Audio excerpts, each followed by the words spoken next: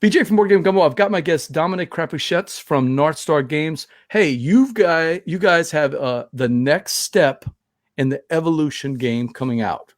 It's a standalone game, you said, not a direct expansion. It's a standalone game called Oceans, and I'm really intrigued by this. I got to watch the Gumbo guys next to me playing Evolution, which is by all accounts is a great game. But I have to say, I'm impressed with the art that I'm seeing from this Ocean game. So tell me a little bit about Oceans and how it's going to fit in the Evolution universe. So it's a standalone game in the Evolution series. And all that means is it's just a game. The Evolution series is I would say kind of unique. It's an engine building game where you have to change your engine to adapt to the changing ecosystem. So as players adapt their species, it changes the ecosystem and really changes what you should be doing. So there's a mix of long-term strategy and tactics. And you really cannot decide ahead of time. There's no this is the best combo. It's the best combo right now. And then there's always a combo that can take it down. And you're trying to stay one step ahead of people as you adapt to the changing environment. So it's that same concept. I'm going to actually differentiate it from other Evolution type games. Often what people have done is made basically a war game with area control. So kind of a dudes on a map with an Evolution theme. And that's not the way that scientists look at ecosystems. Okay. And so there's no actually ultimate let me just go on one more way that people have done it is with a tech tree, and you keep advancing, and biologists say there's really no ultimate, there's no technology. So there's a technology that's better than the previous technology, and it's just flat out better.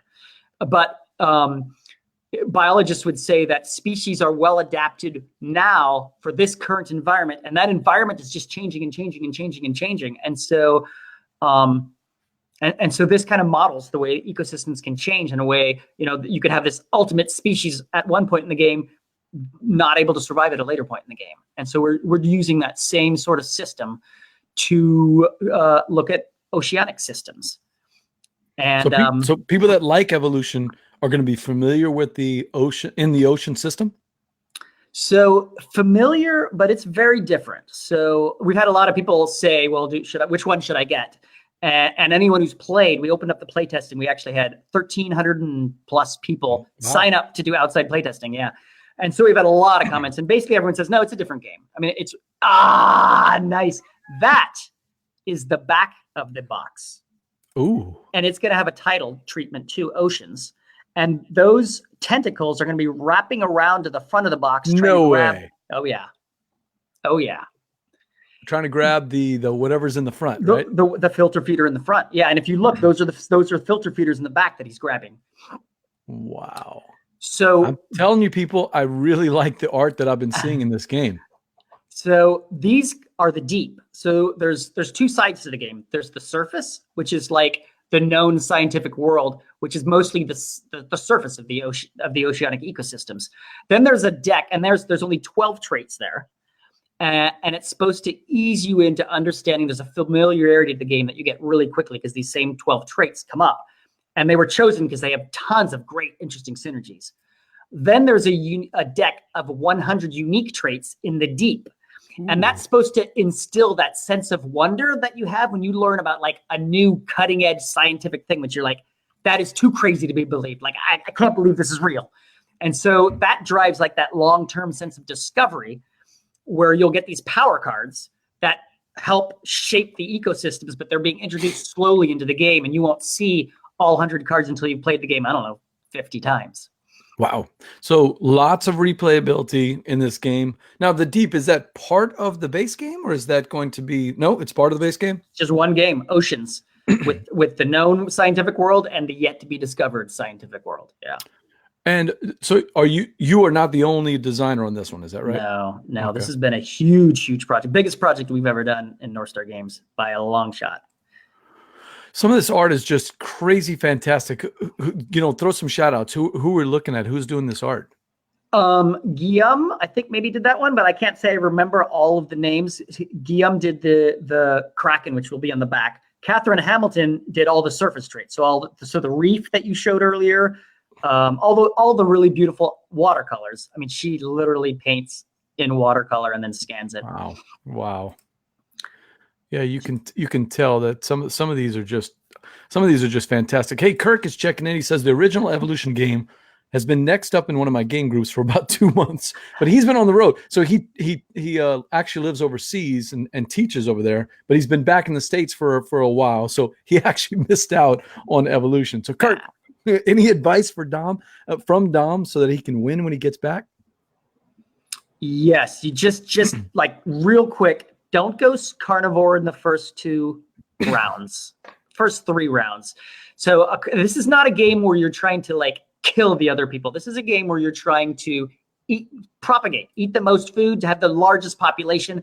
And an early carnivore is highly discouraged by just the strategy of the game, which was on purpose because I don't want it to be real take that and cutthroat early. But I would say adapt to the changing circumstances and don't go carnivore early would be the key elements. Don't go carnivore early. So I'm hoping to play it Wednesday night if Adam will bring it. And sometimes Adam checks in. So hopefully Adam didn't hear that part if he hasn't been listening. So tell me a little bit about the art. Are any of these fantastical creatures, or these are all actual ocean creatures from the deep? The deep ranges from what would be scientific all the way into crazy fantasy. Okay. This is the first foray of the Evolution series into fantasy. And it's I would say that deck is probably 20% pure fantasy and 80% and 20% scientific, and then everything else is just kind of a mix of the two. I mean, when you actually study some of the science that's out there, it's just crazy what actually exists. From like cavitation claw, where they actually hit the water so quickly that like I think they make it really hot and it burns a hole and it shoots it evaporates water and shoots. Like there's some crabs do that. Lobsters don't age. I don't know if you know this. No, I didn't know that. They literally do not age because they have aging is like something that takes place when DNA replicates. And I forget why there's something which lobsters don't have. And they die because they just keep growing and keep growing and keep growing. And they literally, their body skeleton cannot support their weight. Wow. But they actually don't die of old age. And so there's just lots of cool scientific things that we then accentuate and sometimes take straight into just fantasy. So some of it is represented, but some of it is fantastical. But some of the stuff that you sent me today represents some of the latest, greatest art that you've been seeing, right? What are we looking at here in this picture?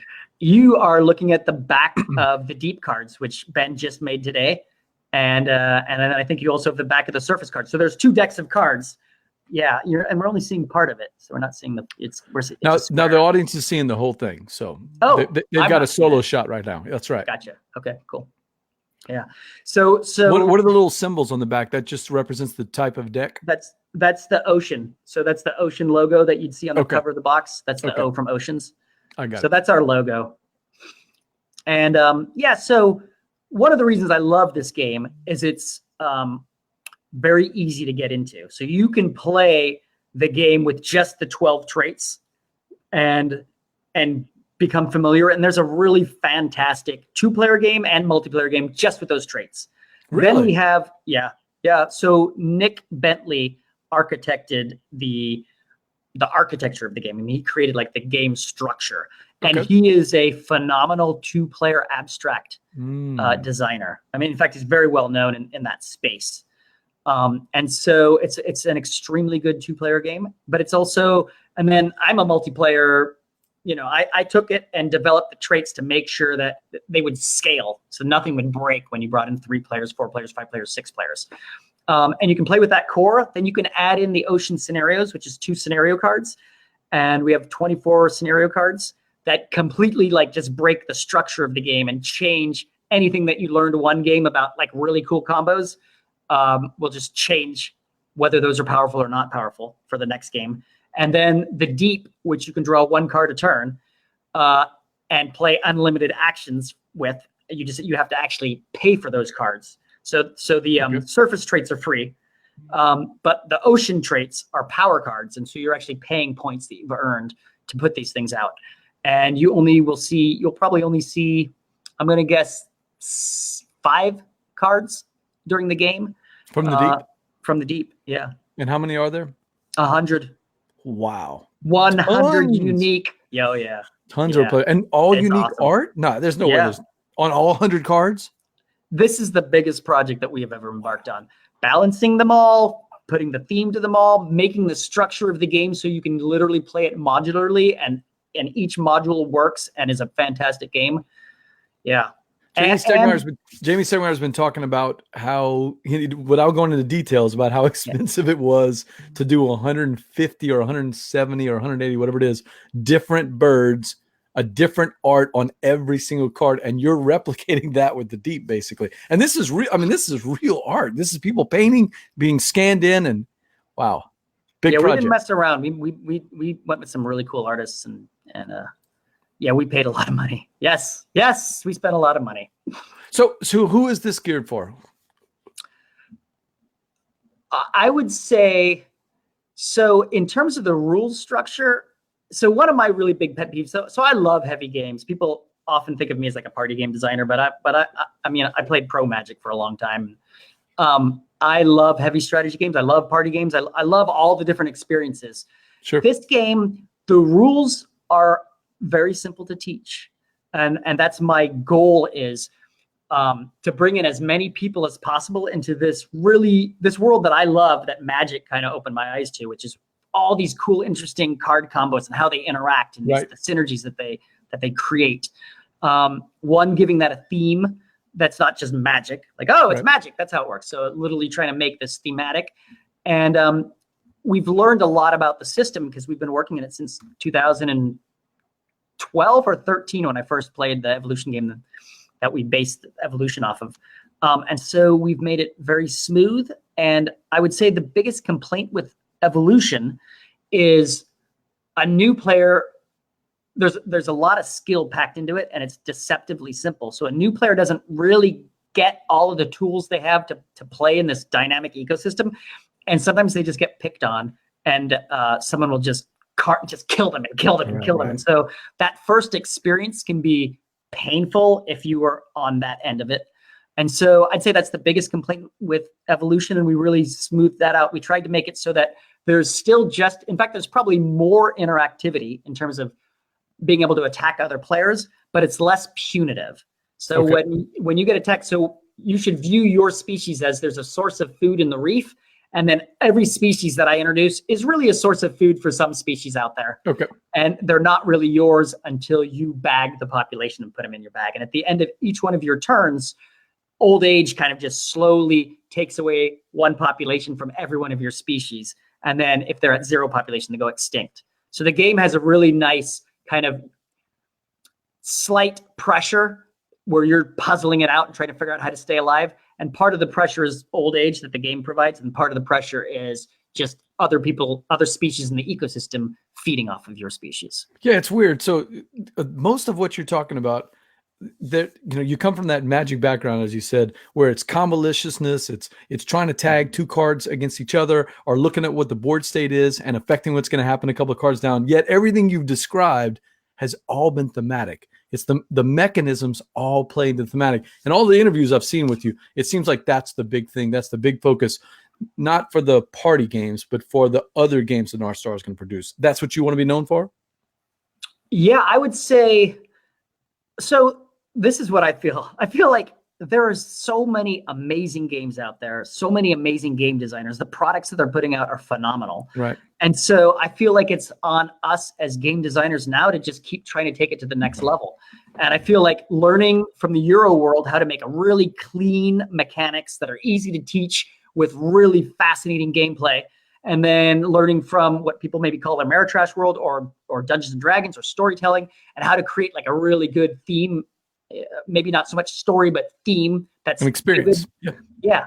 And then merging them together and try. So they're kind of contrary. The more abstract you get, the simpler it is to teach, but the harder it is to communicate story. And so when you try to merge these two, really, you're just taking kind of exponentially longer to design the game because you have to throw out a rule that was a fascinating mechanic or a really cool theme, but wasn't balanced, or a fascinating mechanic that didn't come through with a theme. And so you just throw out a lot and just keep polishing and keep refining. And this game has been refined by 2 people for, I think, over a year, and then in-house now for well over a year, because I actually worked quite a bit with their design on the early stages. So it's just keeps getting refined. Yeah. So I was listening to the podcast today, Sean and Alex from the Dukes of Dice, and Sean said midweight Euros are a dime a dozen now. I need the mechanisms to speak to me from a thematic level, and you got to have amazing production. I mean, you would agree, right? You got to have amazing production now if you're really going to stand out on the shelves with 1,500 games coming out at Essen. To get above the noise, you got to look good, and you're doing that. But I still think for that game to come back on the table over and over, it has to be to attract the Euro players that are listening to the show. To attract us, it's got to not only be visually appealing, it's got to not only be mechanically interesting to us, but there's got to be some kind of thematic story that's going on if we really want to just keep bringing it back to the table. Now, some games are just so good that it doesn't really matter at that aspect, but boy, that's like hitting a home run. I mean, you got to hit a home run to do that. What I loved hearing on all the description that you talked about, everything was all the thematics tying into the mechanism. So kudos on that one. I would say one other thing, which I feel like, if I'm going to be remembered for something, I spend so much time working on the teaching experience or the learning experience. You get these rules thrown at you, and how do you make that process? So I love the heavy game experience, but it's really hard to bring that to people. I can't bring it to my wife. I can't bring it to my parents. And I always just feel like, well, God, if you keep working at it, can't you make that process as simple as possible to bring people into like a real full immersive hobby strategy game? And so that's what I'm trying to do. I mean, that's what I try to do with our party games too, but it's just a different animal. The rules are so simple. There's a different way to approach it. Yeah, and one of the things I love about your party games is that whenever I bring them to a group that's never played games before, a couple of years ago, I convinced my scout troop dads to start playing board games. And the very first game I brought out was Wits and Wagers, the party edition. I had the neoprene mat that I'd gotten at Dice Tower Con from Bruce, and I threw it out there. And of course, they're expecting your typical target party game with it's a couple of rules, and I throw this out, and I said it's a trivia game, and they're all going, "Oh, Trivial Pursuit." We're going to throw out a question, and it won't be my turn for 30 minutes, right? Oh, no. Yeah. Oh. Wits and Wagers, everybody involved right from the start. Rules that you can explain in under a minute. Maybe three focused rules. I mean, your rule set is really one page when you really think about it. So I love that experience. But boy, if you could bring that to the Euro side, where and maybe that's why I gravitate toward the Spiel des Jahres type games, because in general those games are relatively easy to teach. It's in Germany, the grandmother is expected to play with a 10-year-old, even though the game has a lot of depth. I mean, the Spiel des Jahres winners have depth. They're just, games that are accessible to family. They don't have to be easy. They just have to be accessible, but still give me that depth. And that's the kind of game. If you can keep pushing toward that, Dominic, you'll be a genius, man. So do you mean the Spiel des Jahres, or what about the expert? Like, this is the Kinderspiel is different. Yeah. This is not the Spiel des Jahres. No. This could be considered for the Kinderspiel. I mean, it's probably heavier. Kinderspiel, yeah. It's probably heavier than the expert category, but with the onboarding process being so streamlined and simple, maybe.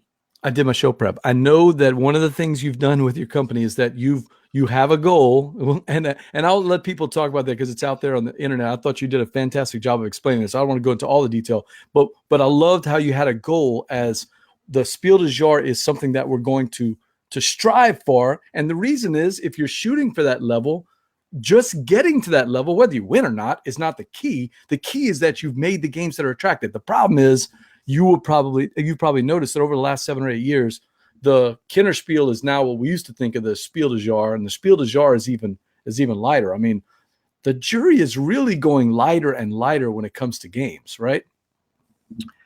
For the Spiel des Jahres. Yeah, I mean, the jury's gone up and down. It started off light, and they were even closer to kid games back in the 70s, and then it got really heavy in the 90s, with El Grande and Settlers of Catan. That's been a long time, though. I mean, even the Kinderspiel games aren't that heavy as in when we think of heavy games. I would almost argue that the Portuguese award, I always forget how to say it, the Juego, I always forget the name of the award, that one is almost really the heavy game of the year award, because the Kinderspiel is not really, and they say when they translate it, the German jury, they say it's not supposed to be heavy game. It's supposed to be a connoisseur or maybe expert, but not really. They don't really define it that well. Well, I think the heavy games, the games now for the connoisseur, are like the heavy games from before. They're Settlers, El Grande. I mean, I think Quacks, there's the number of rules, and maybe it's slightly lighter, but barely. I mean, we've had Seven Wonders. Did Dominion win that? Seven Wonders, Dominion, Quacks. I forget what some of the other ones are. I feel like that's in the same ballpark as Settlers, El Grande, and some of the heavier games there. They're not Vital Lacerda games. No, but the hobby's just grown so much. So with the hobby growing so much, the number of people playing the heavy games that can play, like, Agricola was, I think, the first one that I encountered that just blew up. Right. Like Puerto Rico was huge back when, I was just freshly into the hobby for a couple of years. But even that type of huge, I think it had only sold 25,000 copies in the US over the first 10 years or something, which is not the kind of huge that you can get now with games that are heavier.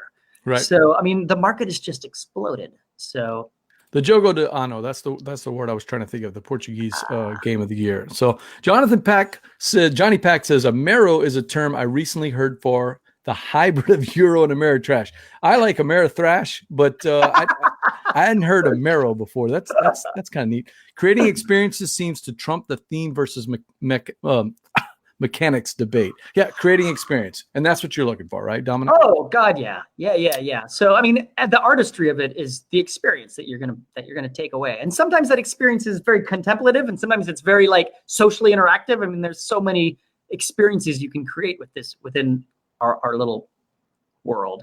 Dominic, is Kirk right? He loves the educational aspect of the game. This could work well with my students. If so, that's the high school I want to go to, where we're playing Oceans. Hey, evolution is being used in the evolutionary biology department at the University of Oxford.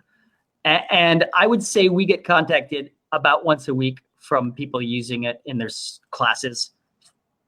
So Evolution gets used all over the place. Yeah. I did not know that.